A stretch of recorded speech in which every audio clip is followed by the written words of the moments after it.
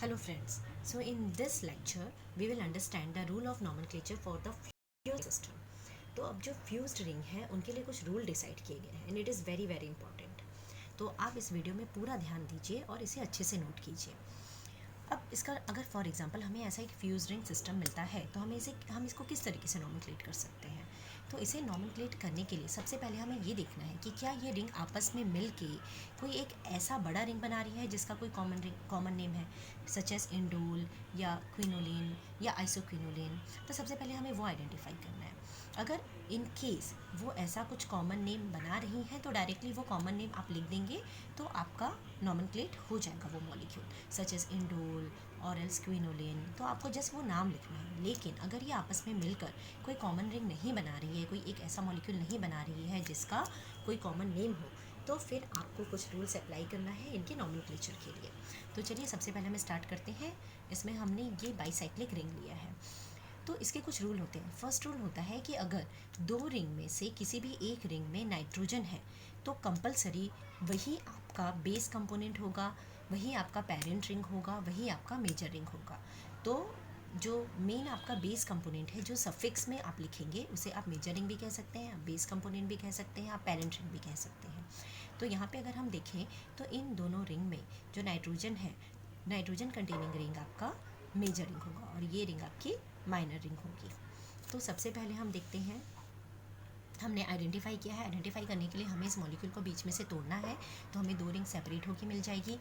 जब ये रिंग अलग अलग हो रही है तो इस रिंग में आप देखेंगे कि इस रिंग का नाम है पायरोल और इस रिंग का नाम है पायरन. ओके, तो हमने यहाँ दोनों जगह पे कॉमन नेम लिए हैं क्योंकि इन दोनों का कॉमन नेम अवेलेबल है. तो फर्स्ट रूल क्या है कि आपको देखना है कि दोनों रिंग में अगर नाइट्रोजन प्रेजेंट है किसी रिंग में तो वो रिंग आपकी मेजर रिंग होगी, वो रिंग आपकी बेस रिंग होगी. और आपको डिवाइड करना है जो फ्यूज़न बॉन्ड है, ये जो बॉन्ड है इसे फ्यूज़न बॉन्ड कहते हैं. तो फ्यूज़न बॉन्ड से आपको मॉलिक्यूल को ब्रेक करना है और दोनों रिंग अलग अलग लेनी है. अब ये दोनों रिंग आपने अलग अलग कर ली. अब उसके बाद फर्स्ट वर्क आपको जो करना है कि दोनों को आपको नंबरिंग देना है. और नंबरिंग आपको वैसे ही देना है जैसे आप नॉर्मल वे में इनकी नंबरिंग करती हैं. जैसे कि फॉर एग्जांपल अगर इस रिंग में 2 नाइट्रोजन होते तो हम इस तरीके से नंबरिंग करते कि सेकेंड नाइट्रोजन को कम से कम नंबर मिले. तो जो भी और सब्सिस्टेंट है तो उस तरीके से हम करते कि सब्सिस्टेंट को कम से कम नंबर मिले. पर यहाँ पे कोई दूसरा हेटेरो एटम भी प्रेजेंट नहीं है और सब्सिस्टेंट भी प्रेजेंट नहीं है. लेकिन जिस तरीके से आपने नंबरिंग सीखी है मोनोसाइक्लिक रिंग की वैसे ही आपको नंबरिंग करनी है. अब हम देखते हैं कि अगर हमें नंबरिंग करनी है तो सबसे पहले हम एक काम करते हैं, हम इस रिंग की नंबरिंग करते हैं. तो दिस इज़ 1 2 3 4 एंड 5. ओके, ये रिंग अगर हम 1 2 3 4 5 इस तरीके से अगर नंबरिंग करते तो ये अपोजिट जा रही थी. क्लियर. अब हम इस रिंग की नंबरिंग करते हैं. यहाँ पर देखिए ये क्या है, आपका पायरन है. तो पहले भी मैंने कहा था क्योंकि ये पायरिमिडीन पायरिडीन की जैसी सिमिलैरिटी है इसलिए हम इसे पायरन कहते हैं. सिर्फ ऑक्सीजन है यहाँ पे नाइट्रोजन की जगह. तो अभी हम जब इसकी नंबरिंग कर रहे हैं तो ये 1 2 3 4 5 एंड 6. क्लियर. अब हम देखेंगे कि अभी हमारा सेकेंड वर्क कंप्लीट हो गया है कि हमने दोनों ही रिंग को नंबर दे दिए हैं. अब हमें क्या करना है, हमें देखना है कि जो आपकी मेजर रिंग है, जो आपका बेस कंपोनेंट है, उसमें हमें ए बी सी डी ये हमें अल्फ़ाबेट अलॉट करनी है. तो जो 1 बीच आप ए देंगे तो यहाँ पे 1 एंड 2 के बीच आपने ए दिया, 2 एंड 3 के बीच आपने बी दिया, 3 एंड 4 के बीच आपने सी दिया, 4 5 के बीच आपने डी दिया एंड 5 एंड 1 के बीच आपने ई दिया. अब जब हम इसको नंबरिंग कर रहे हैं तो इसको हमने इस तरफ क्यों नंबरिंग किया है, क्योंकि यहाँ से फ्यूज़न पास आ रहा है. ओके, अदरवाइज़ अगर फ्यूज़न इस तरफ होता तो हम इधर से नंबरिंग करते थे. तो क्योंकि फ्यूज़न इस तरफ है तो हम नंबरिंग इधर से कर रहे हैं. अब इसके बाद हमें इसका नाम देखना है. जब हम नाम लिखते हैं तो नाम लिखने के समय हम क्या करते हैं कि जो हमारा माइनर रिंग होता है वो होता है प्रीफिक्स. तो माइनर रिंग जो पायरन है, पायरन को हम ओ के हिसाब से लिखते हैं, पायरेनो. ओके, तो आपका जो माइनर रिंग है वो प्रीफिक्स में आ गया पायरेनो. अब उसके बाद ब्रैकेट में आपको लिखना है कि ये जो माइनर रिंग है वो अपनी किस एटम से इस हेटेरोसाइक्लिक रिंग से जुड़ी हुई है. तो देखिए अगर हम देखें तो हमने क्या किया है, हमने इसको दिया है ए, हमने इसको दिया है बी, हमने इसको दिया है सी, हमने इसको दिया है डी और हमने इसको दिया है ई. मतलब यहाँ पे जो ए बी और सी है, सी. ओके, तो यहाँ पे जो आपका मेजर रिंग है उसमें जो अल्फ़ाबेट है, जो फ्यूज़न बॉन्ड के पास है, फ्यूज़न बॉन्ड को हमने जो अल्फ़ाबेट दिया है वो C है। और आपका जो माइनर रिंग है, जो पायरन है, वो किस नंबर से जोड़ा है? 2 और 3। अब क्योंकि दोनों एक ही तरफ जा रहे हैं, इसलिए आप इसको कैसे लिखेंगे? पायरेनो 2 3। हम जो माइनर रिंग है उसका नंबर डिनोट कर रहे हैं 2 3, और यहाँ पे किससे जोड़ा है? ये C से जोड़ा है। क्लियर? और आपका जो सफिक्स है वो आपका मेजर रिंग होगा, वो होगा पायरोल। तो इस तरीके से इसका नाम हो गया पायरेनो 2 3 C पायरोल। यहाँ पे एक बात आपको ध्यान देना है कि अगर कहीं पे भी सैचुरेशन होता तो इन दैट केस आपको वहाँ पे हाइड्रोजन इंडिकेट करना होता, और अगर आप हाइड्रोजन इंडिकेट करते तो आपको इस रिंग को अलग से नंबर देना पड़ता। तो इस रिंग को पूरा अगर हम नंबर दें, कंप्लीट रिंग को, तो हम किस तरीके से नंबर देते हैं? जो नॉर्मल हमारा नॉमेनक्लेचर के समय हम यूज़ करते हैं, जो रूल 1 2। ये ज्वाइनिंग वाले एटम को नंबरिंग नहीं की जाती, सो 1 2 3 4 5 6 एंड 7।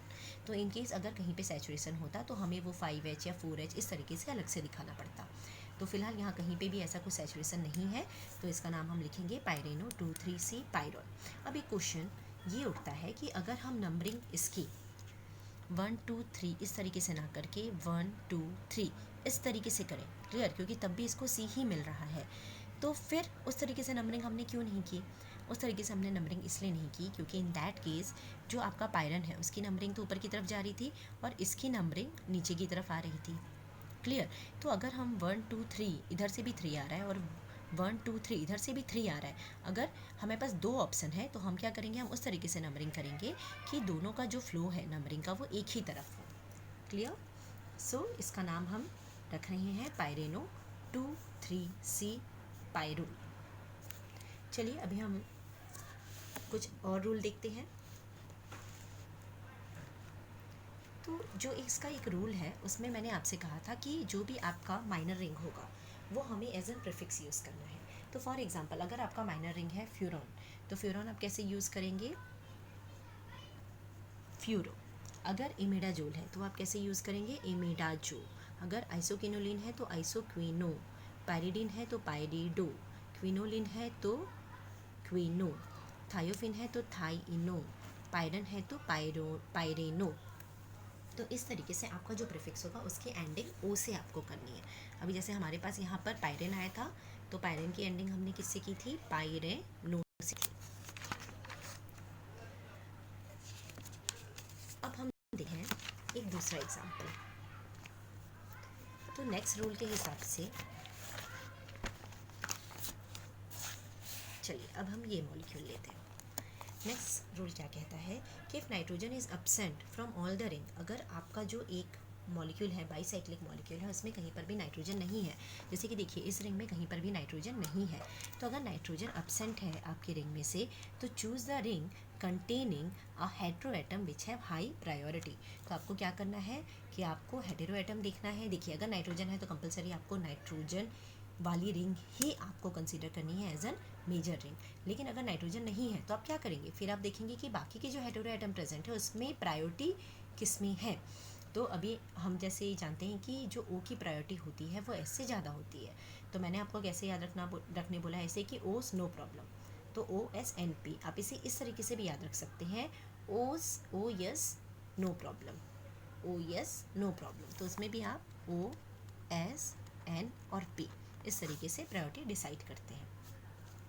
तो इससे हमें समझ में आ रहा है कि यहाँ पर जो प्रायोरिटी वाला हेटेरोमॉलिक्यूल है वो इस रिंग में है, तो ये रिंग जो होगी वो आपकी मेजर रिंग हो जाएगी और ये वाली जो रिंग है ये आपकी माइनर रिंग हो जाएगी।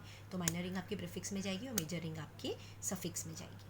अब सेकेंड हमको क्या करना है? हमको इसको डिटैच करना है, तो हमने बीच से इसको डिटैच कर दिया। डिटैच करने के कारण हमको दोनों रिंग अलग अलग मिल गई। अभी थर्ड काम क्या करना है? हमको नंबरिंग करनी है। तो जब हम नंबरिंग कर रहे हैं तो नंबरिंग हम किस तरफ से करेंगे? देखिए इसकी नंबरिंग इधर से भी जा सकती है, इसकी नंबरिंग इधर से भी जा सकती है, पर फ्यूज़न इस तरफ है और यहाँ पे कोई दूसरा हेटेरो एटम है नहीं जो इसकी नंबरिंग को इफेक्ट करे, तो हम किस तरफ से नंबरिंग करेंगे? इस तरफ से नंबरिंग करेंगे। ओके, तो हमने इसकी नंबरिंग की 1 2 3 4 एंड 5। अब हम क्या करेंगे? इसकी भी नंबरिंग करेंगे। अब हम जब इसकी नंबरिंग कर रहे हैं तो अगेन नंबरिंग इधर से भी हो सकती थी, इधर से भी हो सकती थी, पर क्योंकि फ्यूज़न इस तरफ है तो हम नंबरिंग इधर से करेंगे। तो 1 2 3 4 एंड 5। अब हमें क्या करना है? देखिए अब हमें क्या करना है? हेटेरोसाइक्लिक में जो नंबर है वो हमको डिनोट करना है, और हेटेरोसाइक्लिक में हम ये नंबर डिनोट करते हैं अल्फ़ाबेट के साथ। क्यों डिनोट करते हैं? अगर यहाँ पे बेंजीन होता तब आपको ये नंबर डिनोट करने की ज़रूरत नहीं थी, क्यों? क्योंकि बेंजीन में सारे ही कार्बन होते हैं, तो आपको स्पेसिफाई करने की ज़रूरत नहीं है कि वो अपने किस एटम से हेटेरोसाइक्लिक से जुड़ा हुआ है। लेकिन यहाँ पे दूसरी रिंग जो है, जो माइनर रिंग है, वो भी हेटेरोसाइक्लिक रिंग है, तो आपको यहाँ पे डिनोट करना है, क्योंकि सारे इसके कार्बन एटम नहीं है, इसमें सल्फर एटम भी है, तो आपको डिनोट करना है कि जो आपकी माइनर रिंग है वो अपनी किस एटम के साथ मेजर रिंग के साथ जुड़ रही है। ओके, तो हमने यहाँ पे देखिए अभी नंबरिंग करने के बाद हमें क्या करना है, हमको अल्फ़ाबेट देना है, और अल्फ़ाबेट हमको किसको देना है, हमारे मेजर रिंग को, हमारे बेस कंपोनेंट को। तो अल्फ़ाबेट हम देंगे 1 और 2 के बीच ए आता है, 2 और 3 के बीच बी आता है, तो ये ए बी एंड सी। तो हमें दिखाई दे रहा है कि जो बी है वो इस फेज से क्या हो रहा है, अटैच हो रहा है। अब हमें क्या देखना है, हमको फ्लो देखना है। देखिए 1 2 3 ऊपर की तरफ जा रहा है और ये नीचे की तरफ जा रहा है, ए बी सी, और हमें जो मेजर रिंग है उसका फ्लो हमें फॉलो करना है। तो अगर मैं इस तरीके से देखूँ तो पहले 3 आता है और फिर 2 आता है माइनर रिंग में, क्योंकि इसका जो नंबरिंग लिखना होगा वो इस मेजर रिंग के फ्लो के अकॉर्डिंग होगा। तो इसकी नंबरिंग, क्योंकि ये नीचे की तरफ जा रहा है, तो आपको 3 2 लिखना है, आपको 2 3 नहीं लिखना है। क्यों? क्योंकि ए बी इस तरफ है, फ्लो इस तरफ है बी आने का। तो हम क्या लिखेंगे, देखिए ये हमारा क्या है, ये हमारा थायोफिन है, जिसको हम थाई इनो लिखते हैं, एंड यहाँ जिसको हम थाई इनो लिख रहे हैं। अब यहाँ पर ये जो रिंग है आपकी, यहाँ पे 3 2 आएगा और यहाँ पर बी आएगा, and then the next one is furan. अब हम अपनी तीसरी रिंग की तरफ जाते हैं।